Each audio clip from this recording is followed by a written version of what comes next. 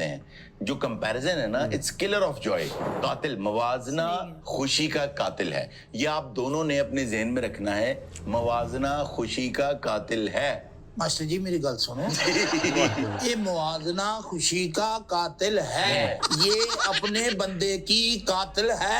नहीं यार, कातिल तो नहीं यार है। ਇਹਦੇ ਮੈਨੂੰ ਇਹਨੇ ਲਿਆ 1 to 5 ओके ਉਹਦੇ ਤੇ ਨਿਕਲਿਆ ਹਲਕੀ ਹਲਕੀ ਬਾਰਿਸ਼ ਹੋਈ ਸੀ, ओके ओके ਸਲਿਪ ਹੋਇਆ, ਇਹ ਹੱਡੀ ਟੁੱਟ ਗਈ। अच्छा ਇਹ ਕੀ ਮੈਂ ਪਹਿਲੇ ਤੇ 4-5 ਦਿਨ ਇਹਦੇ ਕੋਲੋਂ ਲੁਕਾਈ ਰੱਖਿਆ, ਮੈਂ ਕਿਹਾ ਇਹਨੇ ਖਾਹਿਸ਼ ਕਰਨੀ ਹੈ। ਹੁਣ ਮੈਨੂੰ ਕਹਿੰਦੀ ਹੈ ਕਿ ਹਾਇਆ ਬੂਸਾ ਲੈ, ਮੈਂ ਤੇਰੀਆਂ ਲੱਤਾਂ ਉਹਦੇ ਤੇ ਤੜਾਉਣੀਆਂ। ਨਾ ਕੀ ਮਾੜਾ ਕਿਆ टांगे क्यों तोड़वाए वो अपनी? ਹਾਏ ਹਰੂਨ ਸਾਹਿਬ ਕੀ ਦੱਸਾਂ ਹੈ ਉਹਨੇ ਪੂਰੇ ਖਾਨਦਾਨ ਦੇ ਇੱਕ ਬੰਦੇ ਨੂੰ ਫੋਨ ਕਰ ਕਰ ਦੱਸਿਆ क्या? ਕਿ ਉਹਨੇ ਸਭ ਤੋਂ ਮਹਿੰਗੇ ਹਸਪੀਟਲ ਤੋਂ 12 ਲੱਖ ਦਾ ਸਰੀਆ ਪਵਾਇਆ ਲੱਤ 'ਚ ਆਪਣੇ ਬੰਦੇ ਦੇ। ओके ਤੇ ਮੈਂ ਇਹਨਾਂ ਨੂੰ ਸਿਰਫ ਇੰਨਾ ਹੀ ਕਿਹਾ ਕਿਆ? ਕਿ 1 ਇੰਚ ਲੰਬਾ ਸਰੀਆ ਤੇ 13 ਲੱਖ ਰੁਪਇਆ ਤੁਸੀਂ ਖਰਚਾ ਕਰਨਾ, ਘੱਟ ਨਹੀਂ ਕਰਨਾ। 13 ਲੱਖ ਦਾ ਕਹਿੰਦੀ ਤੂੰ ਸਰੀਆ ਪਵਾ, ਇਹਨੇ ਮੇਰੇ ਨਾ ਕਮ ਸੇ ਕਮ 2 ਟਨ ਸਰੀਆ ਪਵਾਇਆ।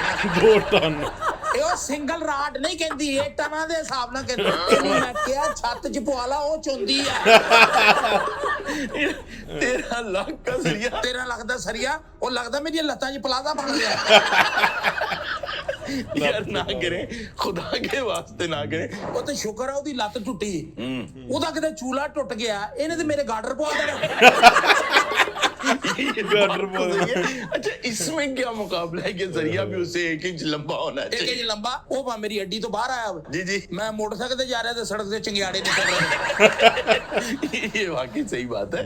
खुदारा ऐसा ना करें, आप ये याद रखिएगा, it's better to prevent and prepare than to repent and repair. मतलब ਇਹ ਸਮਝਦੀ ਇਹ ਚੀਜ਼ਾਂ, देखिए ਇਹ ਸਮਝਦੀ ਹੋਵੇ ਡੈਂਟ ਰਿਪੇयर ਤੇ ਮੇਰੇ ਨਾਲ ਇਹ ਕਰੇ।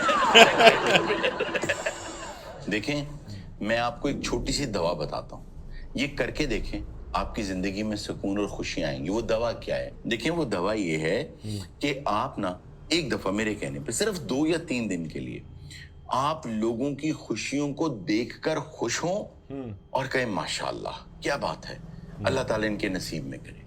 आप यकीन करें कि 2 दिन के अंदर अंदर आप हशाश बशाश रहना शुरू हो जाएंगी। ਉਹ ਤੇ ਸਹੀ ਹੈ ਤੁਹਾਡੀ ਹਰ ਇੱਕ ਗੱਲ, ठीक है। ਪਰ ਇਹ ਸ਼ੁਕਰ ਕਰਨ ਮੈਂ ਘਰ ਨਹੀਂ ਛੱਡ ਕੇ ਗਈ। क्यों ऐसा क्या हुआ था? ਇਹਨਾਂ ਨੇ ਤੇ ਪਹਿਲੀ ਮੇਰੀ ਖੁਆਇਸ਼ ਨਹੀਂ ਪੂਰੀ ਕੀਤੀ। वो क्या? ਹਾਏ ਹਾਏ ਸ਼ੀਨਾ ਨੇ ਦੱਸਿਆ ਫੋਨ ਕਰਕੇ ਕਿ ਮੇਰੇ ਬੰਦੇ ਦੇ 2 ਸਟੰਟ ਪਏ ਹੈ।